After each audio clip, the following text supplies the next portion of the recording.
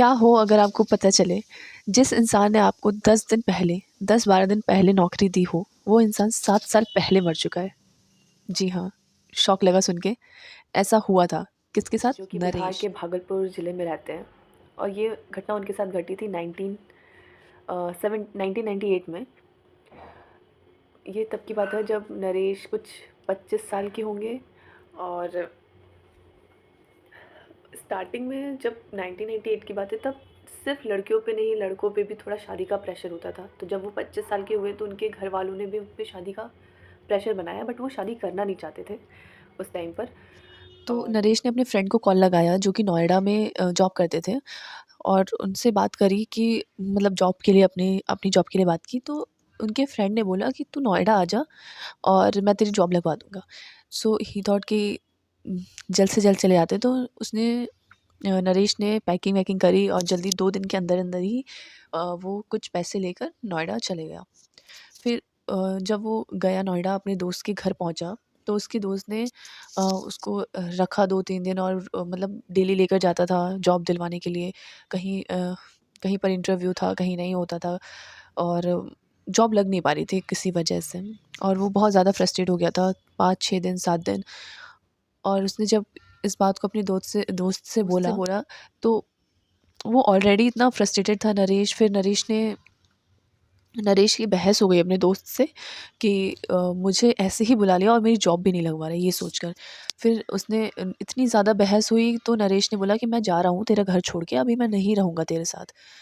फिर उसके दोस्त ने भी मना नहीं करा क्योंकि उसे भी थोड़ा गुस्सा आ 2-3 रहा दिन था। तक रेलवे स्टेशन पर रुका और फिर नहीं यार 2-3 दिन तक रेलवे स्टेशन पे रुका, काम माँगता किसी से, कहीं काम नहीं मिलता उसे।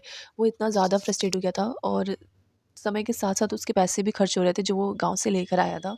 एंड देन फिर उसने अपना ठिकाना बदला। फिर वो और इतना वो ज़्यादा इतना थक चुका था कि वो सीधा एक बड़े से मैदान में गया, ग्राउंड में गया जिसकी दीवारें चारों तरफ से बंद थी, ईंटें थी, सिर्फ़ एक रास्ता था आने-जाने का। वहाँ गया और बीच में जाकर लेट गया।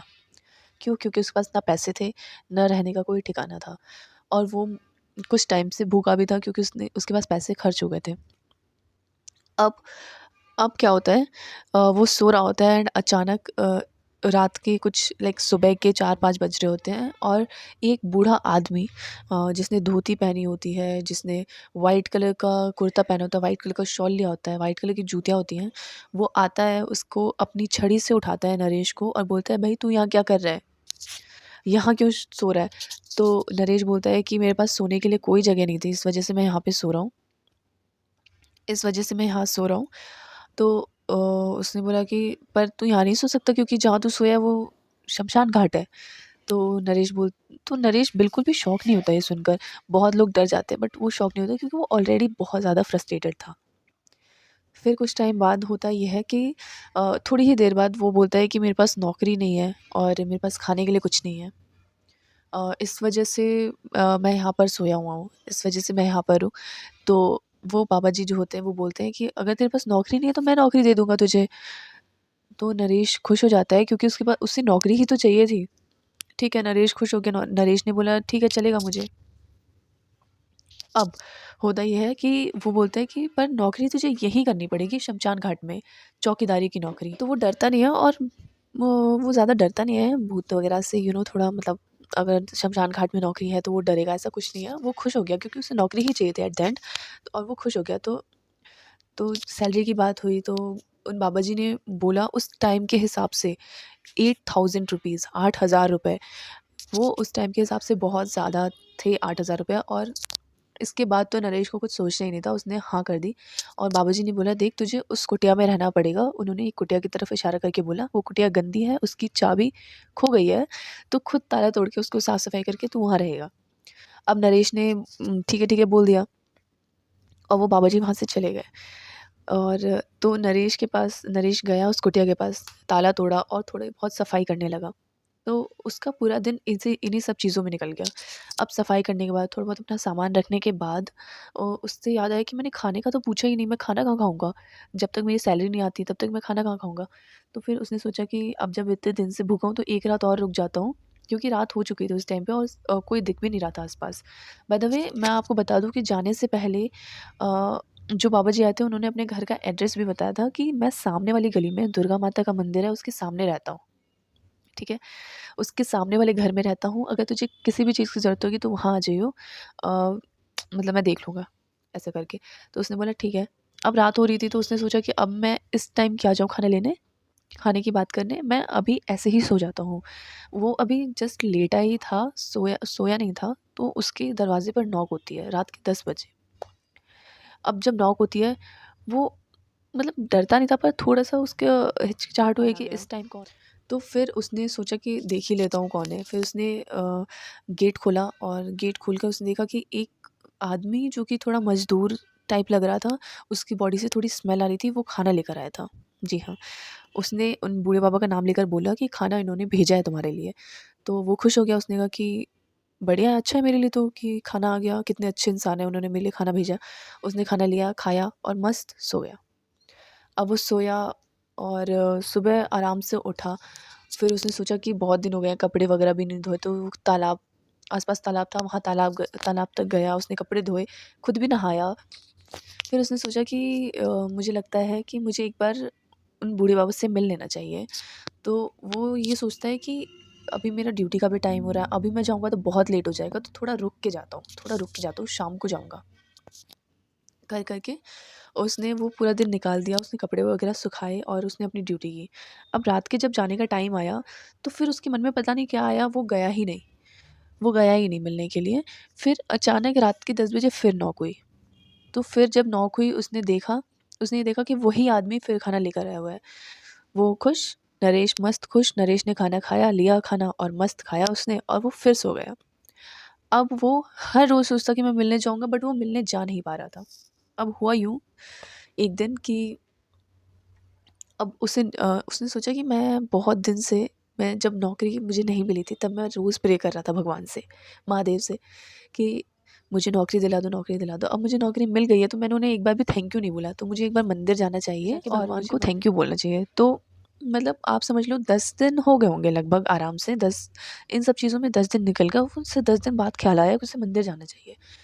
तो वो शमशान घाट से बाहर निकला एंड उसने कुछ लोगों से पूछा कि यहाँ शिव जी का कहीं मंदिर है? तो कुछ लोगों ने बताया कि हाँ, यहाँ जाके, वहाँ जाके कर के वो पहुँच गया मंदिर। उसने पूजा की और थोड़ी देर बैठा वहाँ, और जब वो निकल रहा था तो उसने देखा कि पास ही में भंडारा चल रहा है और कुछ मीठे का भंडारा चल रहा था, तो उसने खूब खाया भंडारा, मतलब पेट भर के खाया और वो मस्त रात को आया आराम से, कुछ 8-9 बजे करीब। अब उसका पेट फुल था, बिल्कुल वो मज़े से आ रहा है, फुल पेट भर के। फिर जब वो तो कुटिया में फिर वो आके लेट गया। फिर उसने फिर 10 बजे करीब उसके उसके दरवाज़े पे फिर से नॉक हुई, तो वो उसे याद आया कि यार ये तो खाना लेकर आया होगा, अभी मैं मना करूँगा तो अच्छा नहीं लगेगा, अभी मैं मना करूँगा तो बिल्कुल भी अच्छा नहीं लगेगा क्योंकि वो तो मेरे लिए डेली खाना भेज रहा है। तो उसने सोचा कि ऐसा करता हूँ, खाना लेके रख लेता हूँ, बच गया तो सुबह खा लूँगा, ठीक है? नहीं हाँ, खाना लेके रख लेता हूँ, सुबह खा लूँगा अगर मतलब ख़राब नहीं हुआ तो। तो वो खाना लेके रख लेता है, वो खाना लेता है और रख लेता है, फिर वो सो जाता है। अब वो सुबह जब उठता है तो उसको ना बहुत गंदी स्मेल आ रही होती है।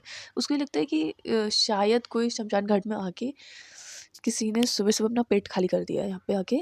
तो वो ये सोचता है कि इतनी गंदी स्मेल आ रही है, फिर वो चारों तरफ देखता है, बाहर जाके भी देखता है, उसको कहीं से स्मेल आ रही होती है बट उसे समझ नहीं आता कहाँ से आती है। फिर वो अंदर आता है, फिर वो सोचता है कुटिया के अंदर बहुत गंदी स्मेल आ रही है और वो स्मेल आ रही होती है उसी पोटली से, जो पोटली कल रात को वो मज़दूर आदमी लेकर आया था खाने के लिए।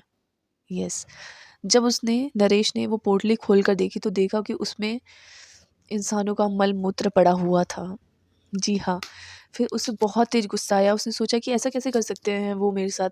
वो मेरे खाने में ये चीज़ें कैसे भेज सकते हैं? डेली अच्छा-अच्छा खाना भेजा था, आज अचानक से क्या हुआ? फिर वो सोचते हैं कि वो अंकल ऐसे तो नहीं थे, वो बहुत ही अच्छे थे। उन्होंने नहीं भेजा होगा, उस मज़दूर ने कुछ करा होगा पक्का। तो फिर भी वो सोचता है कि फिर भी मैं घर जाता हूँ, घर जाके बोलता हूँ कि अ, उसको समझाएँ उस आदमी को, उस मज़दूर को कि उसने ऐसा क्यों किया मेरे साथ, ठीक है? तो वो अपना मस्त शमशान से बाहर निकलता है, वो थैली लेकर जाता है साथ में और पूछते-पूछते वहाँ तक पहुँचता है कि दुर्गा माता का मंदिर किधर है? ऐसा करके पूछ-पूछ के वो वहाँ तक पहुँचता है। अब वहाँ पहुँच के वो सामने वाला घर देखता है, तो उसे आता है कि हाँ, यही घर बताया था उन्होंने।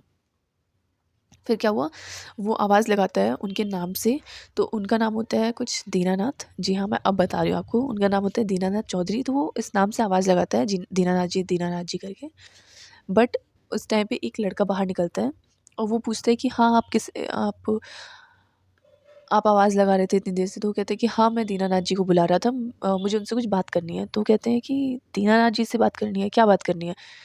तो वो कहता है कि नहीं मैं हाँ, तो वो कहते हैं कि नहीं, मुझे उनसे ही कुछ बात करनी है।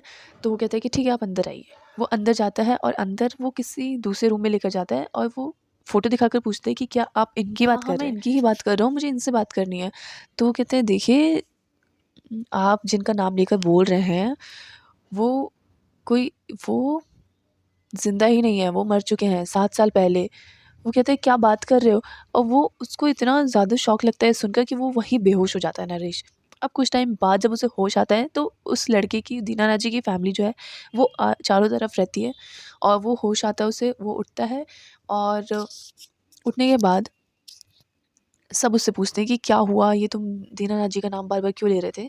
तो वो बताता है कि उन्होंने मुझे 12 दिन पहले जॉब पे रखा था और वो डेली मेरे लिए खाना भेज रहे थे और आज उन्होंने मेरे खाने में ये भेजा है, मैं ये दिखाने के लिए यहाँ आया हूँ। फिर वो कहते हैं कि ऐसा कैसे हो सकता है? वो तो 7 साल पहले ही मर चुके हैं।